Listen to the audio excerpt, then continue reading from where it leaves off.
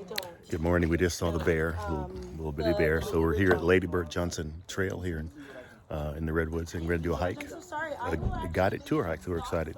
So the whole family's here. Baby cub in the There's a baby street. bear. Oh my gosh. Where is his mama? That is so cool. Look at it. It's so cute. It's a little pigeon-toed rascal. Go, bear. There you go. Go find your mama. Find your mom. All right. Family's here. Good morning, everyone. My name is Carla. I'm an interpretive park ranger here at Redwood National and State Parks. I will be leading your guided walk this morning, and I just wanted to make sure that you guys were aware that we're going to be walking for about 45 minutes, maybe to an hour. There's a restroom at the end of the parking lot if you guys need it. If you guys have sturdy shoes and some water and are ready to go, we can get started. All right, we're on the trail. Lady Bird Johnson Trail. And I would say if you're not more than that, we can talk about it after. But it's really beautiful. It's just kind of walk a ways to see the beautiful park. So I wanted to stop you guys right here and direct your attention to this forest system that you're seeing here. What a beautiful forest that you drove miles and miles to see, right? Well, not really, if you think about it. This is what we refer to as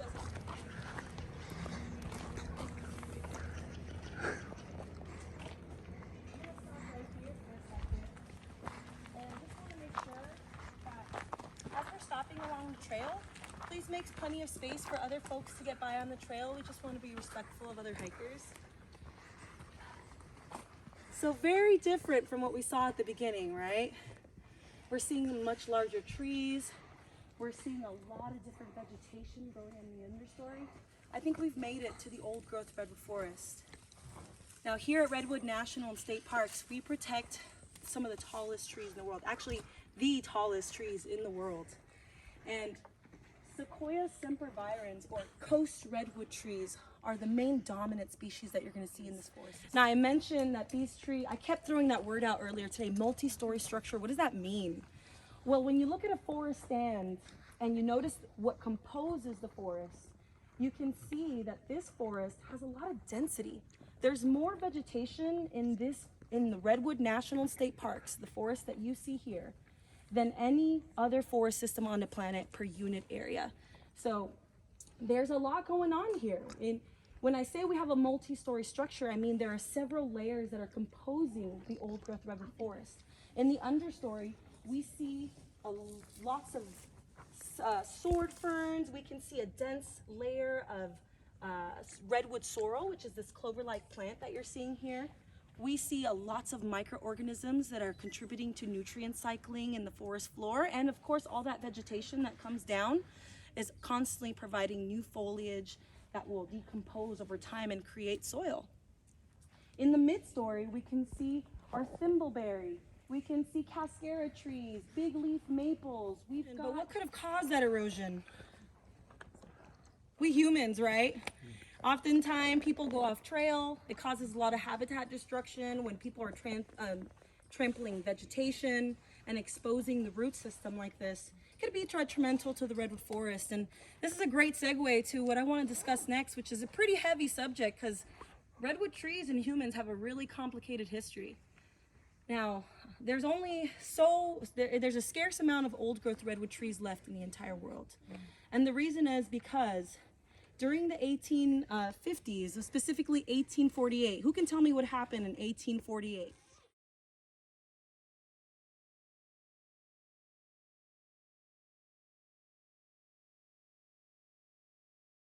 Supporting all these redwood trees. And we see evidence of a lot of the adaptations that have allowed these trees to still stand here today, right in front of us. We see some fire damage, which has created these sprouts that we're seeing here. This redwood tree, although the top has been removed, there's still a lot of vegetation growing at the very top. Sometimes you'll see it when you walk through the redwood forest, you'll see what's called an epiphyte, which is a plant that grows on another plant. So epiphytic plants will establish themselves all throughout the canopy of the redwood forest, and even on some of the other trees that live in the understory as well. So I want you to take a look at this image, because this was, so when you take a picture of these trees and you go back home and you show your friends, they're not going to believe how big these trees are, because you're not standing in the photo.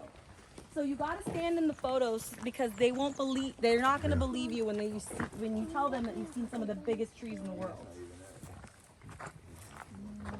It's incredible to think that at one point in time, people thought there was a bottomless pit of these redwood trees and cut them down at such a rapid rate that there's only 4% of them left in the entire world.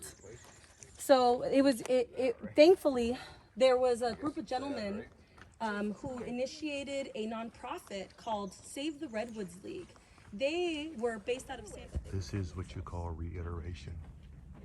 Oh wait, right there. That's right there. When a tree grows out of another tree. Reiteration.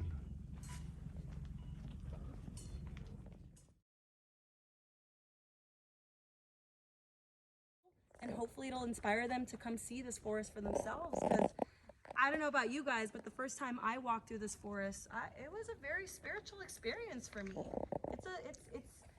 It's incredible to know that these trees have lived a lifetime and have so much to teach us.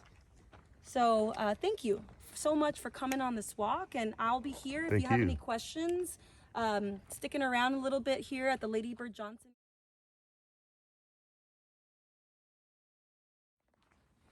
It would take all of us to get around it. Uh-huh. Wow. I don't even know if all of us could get around Probably it. not, no. No. We're walking One down. of those, that burl or whatever you Yeah, call that's it. called a burl. Wow. Amazing. We're here in Ladybird, on Ladybird Trail Grove, I think that's what it's called. All these trees here. Redwoods. The mighty redwoods that our God made for our pleasure, His glory. Look at that. And unfortunately, you really can't understand the size of these until you're up next to them. They're just, I'll give you an example. This tree right here is probably the size, if you put, let's see here. There you go. If you from here to here, it's probably the width of 2 school buses. From here to here, the width of 2 school buses, or 2 city buses. There you go. Or the circumference of maybe a 737 jet. Yeah, there you go. Just to give you an idea. Okay, Jerry. What? No, I still think He's in the tree.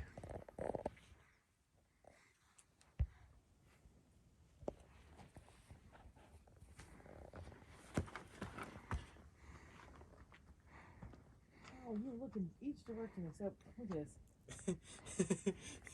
Look at that. I only got you directions. All right, we're getting ready to do the Big Tree Trail hike. This is the highway years ago, back in the 1920s, I guess. And we're on, I can't remember the name of it. We're on the Newton B. Drury Scenic Parkway. And so we're gonna go take the Prairie Creek Trail Visitor Center in a minute. But maybe we'll go over here first since they have a restroom. So there's my daughter. She's always happy. She's always smiling. I love her so much. Big pretty eyes. And there's my son who's always eating. All right, we're on Big Tree Trail now. And we'll let you guys know when we get to the big tree. Obviously, these aren't the big trees that they're named for. So we'll see what happens in a bit. Even though you can't get a true understanding of this tree right here, this is probably the width of 2.5 city buses. And look how tall it is. That's over 200 feet right there easily. So that's how wide it is. all the way around.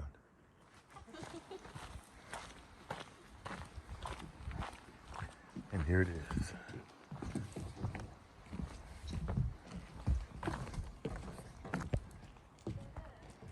Big tree. Oh, it's cold. Mm-hmm. You're standing next to it, Jerry.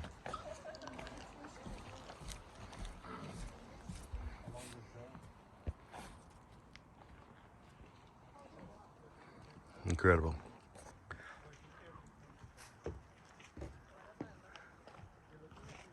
Incredible. Big tree.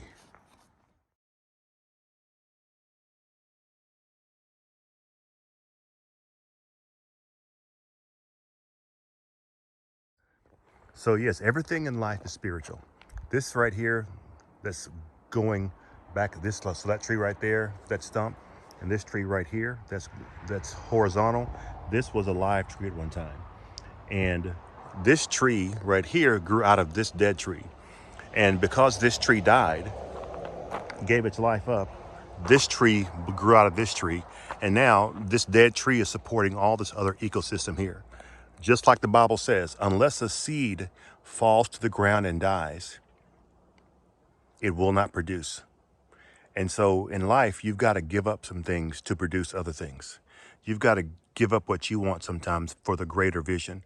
And this tree right here that is dead is probably 500 years old. This tree right here is probably 300 years old, 200 years old. Even if it's 100 years old, it's older than anyone listening to this right now. So when you give up your temporary carnal dreams for what God has for you long term, you may not ever see the fruit of your sowing, but the fruit will always be greater than you. And that's awesome. That's awesome. This is a blast out here.